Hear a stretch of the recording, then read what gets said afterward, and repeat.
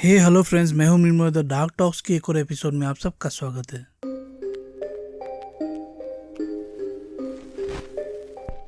दोस्तों, आपने इस दुनिया में एक से बढ़कर एक हैवान देखे होंगे। हैवान से मेरा मतलब है सीरियल किलर्स, जैसे Jeffrey Dahmer, Ted Bundy, Pakistan का जावेद इकबाल या इंडिया का रमन राघव। ये सभी इस दुनिया के बहुत बड़े सीरियल किलर्स थे। पर आज हम एक ऐसे दरिंदे की बात कर रहे हैं जिसकी मौत 182 ईयर्स पहले ही हो चुकी है, लेकिन उसका जो क्राइम है वो इतना ज्यादा घिनौना था, इतना ही खतरनाक कि उसके मरने के बाद उसके सिर को उसके धड़ से अलग करके एक जार में बंद कर दिया गया, और वो जार और उसका सिर आज भी मौजूद है। दोस्तों, ये आदमी पोर्टुगल देश का था, और पोर्टुगल में आज भी जब भी इस आदमी का जिक्र होता है तो लोग आज भी सिहर जाते हैं, डर के मारे कांप जाते हैं, क्योंकि ये और उसकी कहानी पोर्तुगल में बहुत ज़्यादा इनफेमस है। ये जो आदमी था, ये एक सीरियल किलर था, और पैसे कमाने की लालच ने उसको इतना बड़ा हैवान बना दिया था कि सिर्फ कुछ ही सालों में उसने 70 से ज़्यादा खून कर दिए थे, जिसमें से एक ही परिवार के पूरे 4 बच्चों को उसने मार डाला था। लोग कहते हैं कि ऐसा उसने अपनी गर्लफ्रेंड के लिए किया था, क्योंकि उसकी गर्लफ्रेंड हमेशा पैसा मांगती रहती थी, और पैसे कमाने के लिए ही वो इस जुर्म के, इस क्राइम के लाइन में गया था। तो चलिए दोस्तों, इस कहानी को शुरू करते हैं। शुरू करने से पहले प्लीज़ मेरे चैनल को लाइक और सब्सक्राइब ज़रूर कर दीजिए, और उस बेल आइकन को भी दबाइए, क्योंकि इस तरह की डार्क और मिस्टीरियस कहानियाँ मैं आपके सामने लेके आता रहता हूँ। दोस्तों, ये कहानी है पुर्तगाल की राजधानी लिस्बन की, और ये साल है सन 1819, मतलब बहुत पहले की बात है दोस्तों। जिस सीरियल किलर के बारे में ये कहानी है, इस आदमी का नाम है डियागो एल्वेस। हालांकि ये कहानी पुर्तगाल की है, लेकिन इसका जन्म हुआ था स्पेन में, जो कि आई थिंक पुर्तगाल का पड़ोसी देश है। स्पेन के गैलेरिया शहर में 1819 में एक गरीब परिवार में इसका जन्म हुआ था। इसके बचपन के बारे में ज़्यादा कुछ पता नहीं कि इसका बचपन कैसा था, लेकिन ये काफ़ी एक गरीब और किसान परिवार में पैदा हुआ था। अब जब वो 18-19 का हुआ, यानी कि बालिग हो गया, तब वो काम की तलाश में, कुछ कमाने की तलाश में यहाँ वहाँ भटकने लगा। जिस जगह पर वो रहता था उस जगह पर उसको कोई भी काम नहीं मिल रहा था, और पैसे वगैरह की फिनेंशियल बहुत प्रॉब्लम उसका आ रही थी। इसीलिए उसने सोचा कि पुर्तगाल की जो राजधानी है लिस्बन, वहाँ जाया जाए, वहाँ तो कुछ ना कुछ काम मिल ही जाएगा। तो काम की तलाश में ही वो पुर्तगाल के लिस्बन आता है। लेकिन दोस्तों, वहाँ आकर भी उसको निराशा हाथ लगती है। उसको कोई काम मिल ही नहीं रहा था, और काम नहीं तो पैसा नहीं, और पैसा नहीं तो खाना नहीं, अच्छी जिंदगी नहीं। तो यहाँ वहाँ लिस्बन की गलियों में भटकते भटकते वो कुछ ऐसे लोगों से मिलता है जो दिन भर कुछ भी काम वगैरह नहीं करते, लेकिन उनकी जेबें हमेशा भरी रहती है। वो एक ऐश की जिंदगी बिताते हैं। जब उसने पता लगाया कि ये लोग कौन हैं और ये लोग ऐसा कैसे कर पाते हैं कि कुछ काम, कुछ नौकरी नहीं करते और पैसा इतना ज़्यादा है, तो फिर उसे पता चला कि ये लोग छोटे मोटे क्रिमिनल्स हैं, छोटे मोटे क्राइम करते हैं, लोगों को लूटते हैं या दुकानों को लूटते हैं, जिससे उनको पैसा मिलता है। तो बस दोस्तों, यही बात थी। उसने भी अब मन बना लिया कि अब वो भी क्राइम की राह पर चलेगा, और इन लोगों की तरह चोरी चकारी, डकैती, इस तरह के क्राइम्स करेगा। सबसे पहले डिएगो ने शुरुआत की लूटपाट से। वो अक्सर भीड़ भाड़ वाले इलाकों में जाता और वहां पर लोगों को लूटता, कभी पॉकेट मारकर, कभी किसी को चाकू दिखा के डरा कर। वो इस तरह की वारदातों को अंजाम देता था, और इस तरह से धीरे धीरे करते करते उसके पास काफी ज्यादा पैसा हो गया था। अब डिएगो की जिंदगी इसी तरह से गुजर रही थी, और इसी बीच वो एक बार में काम करने वाली एक लड़की मारिया से मिलता है। मारिया से मिलने के बाद एक तरह से उनकी अच्छी दोस्ती हो जाती है, और ये दोस्ती प्यार में बहुत जल्दी बदल जाती है। एक तरह से वो उसकी गर्लफ्रेंड बन गई थी। अब ये औरत मारिया जो थी, ये भी थोड़ी क्रिमिनल मेंटेलिटी की ही थी, और ये डिएगो से बहुत सारे गिफ्ट और पैसे की डिमांड करती थी। अब उसके इन ड्रीम्स और इन डिमांड्स को पूरा करने के लिए डिएगो को और ज़्यादा पैसा चाहिए था, तब उसको और ज़्यादा लूटपाट करनी पड़ती थी। और इन लूटपाट की खबर, यानी कि डिएगो क्या करता है, इसके बारे में मारिया को सब पता था, लेकिन उसको कुछ भी प्रॉब्लम नहीं था। डिएगो की जिंदगी इसी तरह से गुजर रही थी। फिर इसके मन में और पैसा, और ज़्यादा पैसा कमाने का लालच आ गया। उसने सोचा कि क्यों ना कोई बड़ा हाथ मारा जाए। उस टाइम में, जिस टाइम की मैं बात कर रहा हूँ, डिएगो के मन में सिर्फ पैसा पैसा पैसा यही चलता रहता था। डिएगो ने काफ़ी सोचा और एक रिसर्च की। रिसर्च में डिएगो ने पाया कि लिस्बन में एक 2013 फुट का एक ब्रिज है।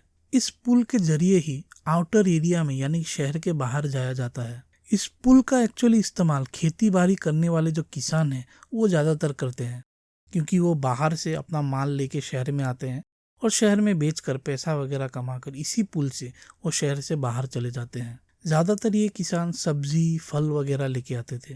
अब डिएगो ने सोचा कि यही मौका है, इन्हीं किसानों को अपना शिकार बनाना है। अब डिएगो उस पुल की और उस एरिया की रेकी करने लगा। उसने वहां जाकर पाया कि ज्यादातर किसान ग्रुप्स में ही आते हैं और ग्रुप्स में ही लौट जाते हैं, लेकिन कभी कभार कुछ किसान अकेले ही वापस जाते हैं और उस समय वो ब्रिज पूरी तरह से सुनसान होता है और यही बेस्ट टाइम होता है उनको लूटने का। डिएगो ने प्लान बनाया कि जो सबसे अंतिम किसान अकेले शाम के समय वहां से गुजरेगा वो उसी को अपना निशाना बनाएगा, ताकि पकड़े जाने का कोई भी खतरा ना हो और कोई भी ये देख ना सके कि इस आदमी को किसने लूटा। फिर उसने अपना काम शुरू कर दिया। अक्सर वो अकेले जा रहे किसानों पर अचानक से टूट पड़ता। उसके हाथ में ज्यादातर एक चाकू रहता। जब वो किसान को उसके सारे पैसे लूट लेता, उसके पास जो भी वैल्यूएबल्स है ज्वेलरी वगैरह लूट लेता, तब वो उस किसान को उस इतने ऊंचे पुल से नीचे गिरा देता। उसके पैसे लूट कर भी जा सकता था, उसको वो जिंदा छोड़ सकता था, लेकिन था तो वो एक सीरियल किलर ही। और इस तरह से उसने अपनी जो ये किलिंग की जर्नी है वो शुरू की। वो जिसको भी लूटता उसको कभी वो जिंदा नहीं छोड़ता था, उस पुल के ऊपर से उसको फेंक देता। बाद में जब उनकी लाशें पुल के नीचे से मिलती तब लोग ऐसा मान लेते कि इस किसान ने कुछ टेंशन या डिप्रेशन में आके खुदकुशी कर ली होगी। क्योंकि दोस्तों वो जो ज़माना था, उस ज़माने में ऐसा हो रहा था कि काफ़ी सारे किसानों का मतलब बहुत ही लॉस हो रहा था, इसीलिए काफ़ी किसान उस ज़माने में खुदकुशी कर भी रहे थे। और इसी वजह से डिएगो काफ़ी दिनों तक बचता रहा। वो रोज पुल पर घाट लगाकर बैठता था। उसे पूरा यकीन था कि 213 फुट की ऊंचाई से गिरने के बाद किसी भी किसान की जो मौत है वो तय ही है। एक के बाद एक उसने करीब 60-70 किसानों को इस तरह से मार डाला। लूट के जो पैसे हैं उन पैसों से वो अपना खर्चा चलाता और मारिया को जो भी चाहिए था, अय्याशी की जिंदगी या कोई लग्जरी आइटम, वो सब इन्हीं पैसों से आते थे। दोस्तों जिस ब्रिज को उसने अपना ये क्राइम का ठिकाना बनाया था, उस ब्रिज का नाम है एक्वास लिवरेस एक्वाडक्ट। और इसी वजह से जब इसकी पूरी न्यूज घूम रही थी, मतलब जब लोगों को पता चल गया था कि इस ब्रिज के ऊपर एक मर्डरर है, एक सीरियल किलर है, तब मीडिया वालों ने और पुलिस वालों ने डिएगो का नाम दिया था द एक्वाडक्ट मर्डरर। और इस नाम से ये केस आज भी फेमस है। अब दोस्तों इस तरह से किसानों को फेंकते फेंकते, ये क्राइम करते करते 2-3 महीने गुजर चुके थे और अब लोगों ने नोटिस करना शुरू कर दिया था कि लिस्बन शहर में इस ब्रिज से होकर कई किसान जाते हैं लेकिन वापस नहीं आते हैं। और कई लोगों ने नोटिस किया कि ब्रिज के नीचे बहुत सारे किसानों की लाशें मिली है, जिनको पहले लोग सोच रहे थे कि इन लोगों ने खुदकुशी की, लेकिन जब एक पैटर्न बनते नजर आया तब इसको लोग इग्नोर नहीं कर सकते थे। और धीरे धीरे ये बात फैलनी शुरू हो गई कि इस लिस्बन शहर में या फिर इस ब्रिज के पास एक सीरियल किलर एक्टिव है।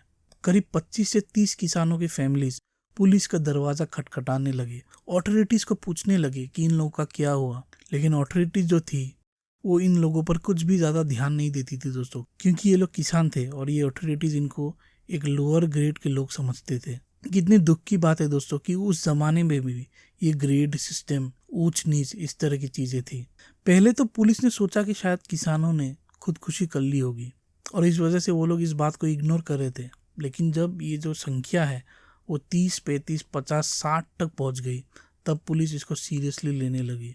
और इसी बीच ही पुलिस को भी मालूम चला कि बहुत सारी लाशें इस ब्रिज के नीचे से मिली है, तो सब लोग तो खुदकुशी नहीं कर सकते, तो ऑब्वियसली एक सीरियल किलर ही ये सब कर रहा है। जो बॉडीज उस ब्रिज के नीचे से मिली उनकी पोस्टमार्टम की गई, तो पोस्टमार्टम में पता चला दोस्तों कि इनके ऊपर कोई भी किसी भी तरह का घातक हमला नहीं हुआ है।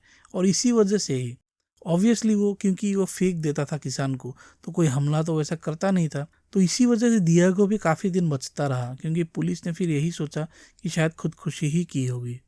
ये जो पूरी की पूरी बात है ये ख़त्म होने ही वाली थी, पुलिस इस केस को शट ही कर देती। लेकिन जब उन्होंने देखा कि ये जो किसानों की खुदकुशी का जो रेट है 70 तक पहुंच गया है, तब पुलिस ने सोचा कि ये तो मुमकिन ही नहीं है। और फिर पुलिस ने फिर से जांच करना शुरू किया। उन लोग मृतकों के घर वालों से पूछताछ करने लगे। पता चला कि काफ़ी किसान ऐसे भी थे जिन्हें पैसों की बिल्कुल भी ज़रूरत नहीं थी, यानी कि वो बहुत ही वेल्दी किसान थे। पुलिस को ये बात खटकती है कि जब उनके पास पैसे थे तो वो लोग खुदकुशी क्यों ही करेंगे। पुलिस ने जांच फिर से शुरू की। सबसे पहले उस पुल को कुछ समय के लिए बंद करवाया गया। अब पुल बंद होने से किसानों की गुमशुदगी और खून का जो ये मामला था वो कुछ समय तक बंद हो गया था। पुलिस के लिए एक बहुत बड़ी हैरानी वाली बात थी। पुलिस ने निर्णय लिया कि पुल के नीचे तलाशी की जाएगी और पुल के आसपास भी कई सारे पुलिस वालों को तैनात किया गया सिक्योरिटी के लिए। और इसी बीच पुलिस ने काफ़ी सारे पुलिस वालों को लगाकर ब्रिज का जो मतलब बहुत बड़ा ब्रिज था दोस्तों, तो पूरा ब्रिज खंगाला और स्पेशली उसके जो नीचे का एरिया था। और जब पुलिस ने ऐसी जांच की तो उनको कुछ ऐसी लाशें मिली दोस्तों जिनको चाकू से गोदा गया था, क्योंकि डिएगो ने कुछ किसानों को चाकू से भी मारा था। तो जब उस तरह की लाशें पुलिस को मिली तब अब शक करने की कोई भी वजह ही नहीं थी कि ये काम कोई सीरियल किलर ही कर रहा है। अब पुलिस इस गुमनाम कातिल की तलाश शुरू कर देती है। ये जो पूरी बात है कि पुलिस इस तरह से छानबीन कर रही है और सिक्योरिटी लगा दिया है ब्रिज के ऊपर, ये बात डिएगो तक भी पहुंच गई थी और उसने सोचा कि अब कुछ समय के लिए ये काम बंद करना पड़ेगा। अब अगले 3 सालों तक डिएगो ने ये काम नहीं किया और इन 3 सालों में डिएगो ने कुछ और दूसरा काम किया भी नहीं था। तो आप खुद ही सोचिए उसने कितने सारे पैसे जमा कर लिए होंगे। 3 साल बिना किसी वारदात के बाद सरकार ने भी ये निर्णय लिया कि इस पुल को अभी खोल दिया जाए। मतलब खुला तो था ही, उसकी सिक्योरिटी वगैरह बहुत ही कम कर दी गई। और इसके बाद डिएगो ने सोचा कि फिर से अपना काम शुरू करना चाहिए, क्योंकि उसके पास जो उसके जमा किए हुए पैसे थे वो भी ख़त्म हो रहे थे। दोस्तों अब दूसरी बार जब वो इस क्राइम के लाइन में आया तो उसने सोचा कि अकेले इस काम को करना अभी बहुत ज़्यादा रिस्की है, इसीलिए उसने एक गैंग बनाना ही शुरू किया। ये गैंग उसने अपनी गर्लफ्रेंड मारिया और 3-4 और दोस्तों के साथ मिलकर बनाई। पहले लिस्बन में ही छोटी मोटी लूट की, चोरियाँ की और उन्हीं पैसों से अपने लिए हथियार वगैरह खरीदे। फिर गैंग के साथ मिलकर डिएगो ने शहर में रहने वाले रईस परिवारों को अपना निशाना बनाया। वो अपने गैंग के साथ इन इलाकों में जाता और इन इलाकों की रेकी करता, कौन कहाँ रह रहा है, किसके घर में ज़्यादा लोग नहीं हैं, किसके घर में ज़्यादा माल हो सकता है, इस तरह की रेकी। फिर वो लूट की घटना को अंजाम देता था और वो घर में रहने वाले किसी को भी नहीं छोड़ता था, कुत्ते, बिल्ली या कोई बच्चे ही क्यों ना हो, वो सबको मार डालता था। अब पूरा शहर डिएगो और उसकी इस खूनी गैंग से डरने लगा था। पुलिस की भी टेंशन बहुत ज़्यादा बढ़ गई थी।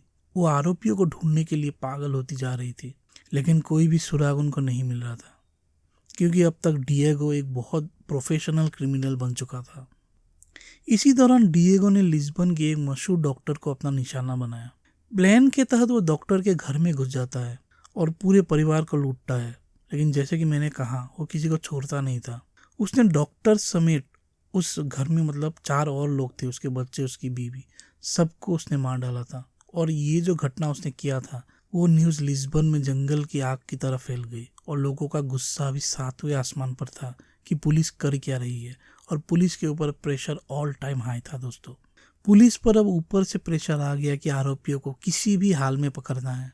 पुलिस ने अपनी जांच बढ़ाई और उन्हें पता लगा कि कुछ बदमाश जो शहर के बाहर रहते हैं वो इस क्राइम में इन्वॉल्व हैं।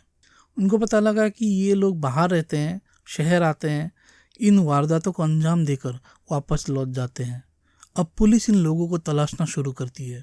अब इसी बीच एक दिन पुलिस को एक खबर मिलती है। शहर से बाहर निकलते हुए 4-5 संदिग्ध लोगों को पुलिस ने पकड़ लिया होता है। उनसे जब सख्ती से पूछताछ की जाती है तो वो अपना जुर्म कबूल करते हैं और वो ये भी बोल देते हैं कि उस डॉक्टर और उसकी फैमिली को उन्होंने ही मारा है। और ये पूरा का पूरा जो प्लान है वो उनके सरदार, उनके लीडर डिएगो ने किया होता है। और तब पहली बार पुलिस के सामने ये डिएगो नाम सामने आता है। फिर पुलिस डिएगो से पूछताछ करती है, डिएगो एल्वेस से, और उस समय वो पूरी तरह से शांत होता है, क्योंकि वो बहुत ही शातिर क्रिमिनल था। उसको मालूम था कि पुलिस के पास फिजिकल एविडेंस अभी तक नहीं आए हैं। लेकिन दोस्तों पुलिस के भी पूछने की अपनी स्टाइल होती है, और वो भी उस जमाने की पुलिस, तो आप खुद ही सोचिए। तो उन्होंने डिएगो और उसकी गैंग की इतनी अच्छी तरह खातिरदारी की कि डिएगो इस टॉर्चर के सामने टूट गया और उसने अपना जुर्म कबूल किया। वैसे तो उसकी पूछताछ डॉक्टर और उसकी फैमिली के खून के बारे में हो रही थी, लेकिन उसने 3 साल पहले किए हुए जो एक्वाडक्ट मर्डर थे उस ब्रिज के ऊपर, वो सभी भी कबूल कर लिए थे। जब दोस्तों इन लोगों को पकड़ा गया और ये न्यूज़ सबके सामने आई, तब पूरा पुर्तगाल हैरान हो गया, हिल गया एक तरह से, क्योंकि पुर्तगाल की हिस्ट्री में इतना बड़ा सीरियल किलर उन्होंने आज तक नहीं देखा था। शहर में बहुत हंगामा हुआ, लोगों में डिएगो को लेकर काफ़ी ज़्यादा गुस्सा था। कोर्ट ने भी आनन फानन में कार्यवाही की और फरवरी 1841 को डिएगो और उसके एक साथी को सजाए मौत सुनाई गई। अब इसकी फांसी की तारीख तय हुई और लिस्बन या फिर पोर्टुगल के कुछ डॉक्टर और साइंटिस्ट ने कोर्ट से ये गुजारिश की कि ये आदमी इतना वायलेंट है, इतना मतलब अजीब है, तो इसके दिमाग को हमें संग्रह करना चाहिए ताकि इसके दिमाग के ऊपर रिसर्च की जाए और पता चले कि ये ऐसा क्यों बन गया, एक तरह से स्टडी की जाए। और कोर्ट ने भी उसके दिमाग को प्रिजर्व करने की परमिशन दे दी थी। उन्होंने दलील दी कि वो इस बात पर रिसर्च करना चाहते हैं कि ऐसे सीरियल किलर्स की सोच कैसे होती है। इस चीज़ को, इस टर्म को साइंस में फ्रेनोलॉजी भी कहते हैं। सरकार ने डॉक्टर्स को इस बात की परमिशन दे दी। रिसर्च के बाद डिएगो के सिर को यूनिवर्सिटी ऑफ लिस्बन के म्यूजियम में रखा गया और आज भी 181 ईयर के बाद उसका सर इसी जगह पर, इसी म्यूजियम में रखा हुआ है और उसी तरह से उसका चेहरा लगता है। दोस्तों 1836 से 1839 तक 3 सालों में उसने करीब 70 से ज़्यादा किसानों का खून कर दिया था। और जो इसका सर रख दिया गया था, इसी वजह से ये डिएगो एल्वेस और उसकी ये खूनी कहानी आज भी पुर्तगाल की या पूरी दुनिया में ट्रू क्राइम लवर्स के बीच में एक चर्चा का विषय है।